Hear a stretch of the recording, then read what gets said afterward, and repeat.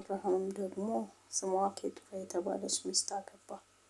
እርሷም ዘምራንን፣ ዮቅሳንን፣ ሜዳንን፣ ምድያምን፣ የስቦቅን፣ ስዌህን ወለደችለት።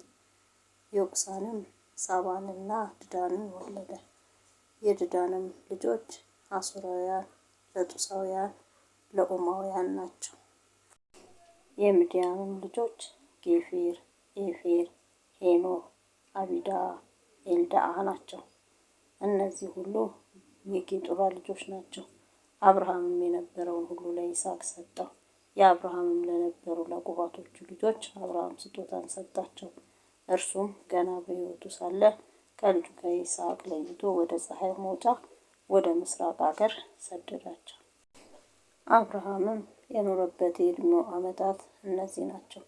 175 ዓመት ኖረ። አብርሃምም ነፍሱን ሰጠ፣ በመልካም ሽምግልና ሞተ። ሸመገለም፣ ብዙ ዘመንም ጠገበ፣ ወደ ወገኖቹም ተከማቸ። ልጆቹ ይስሐቅና እስማኤልም በመምሬ ፊት ለፊት ባለው በኬጢያዊ በሰዓር ልጅ በኤፍሮን እርሻ ላይ ባለ ድርብ ክፍል በሆነው ዋሻ ውስጥ ቀበሩት። አብርሃም ከኬጢ ልጆች የገዛው እርሻ ይህ ነው።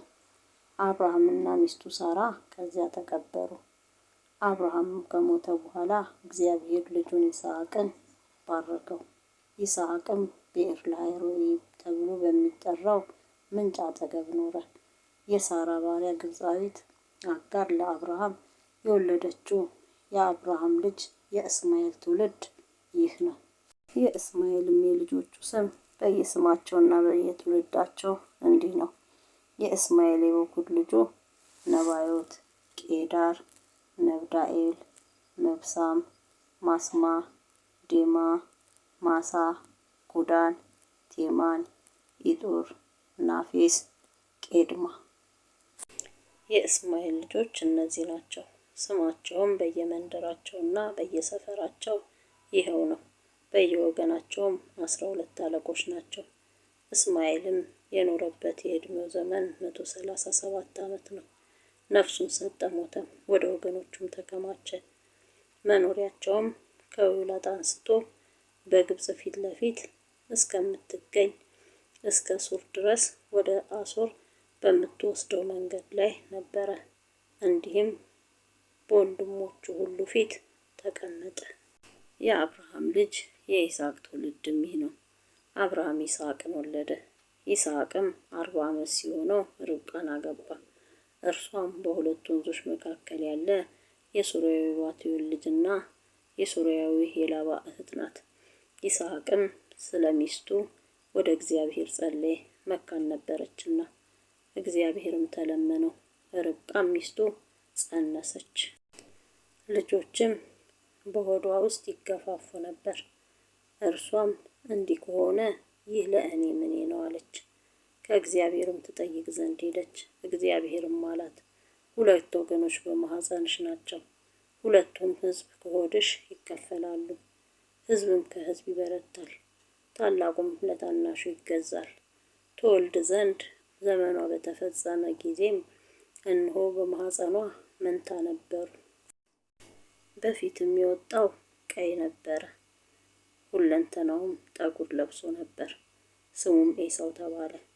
ከዚያም በኋላ ወንድሙ ወጣ፣ በእጁም የኤሳውን ተረከዝ ይዞ ነበር። ስሙም ያዕቆብ ተባለ። እርሷ ልጆችን በወለደቻቸው ጊዜ ይስሐቅ 60 ዓመት ሆኖት ነበር። ብላቴኖቹም አደጉ። ኤሳውም አደን የሚያውቅ የበረሃ ሰው ሆነ። ያዕቆብ ግን ጭምት ሰው ነበረ፣ በድንኳንም ይቀመጥ ነበር።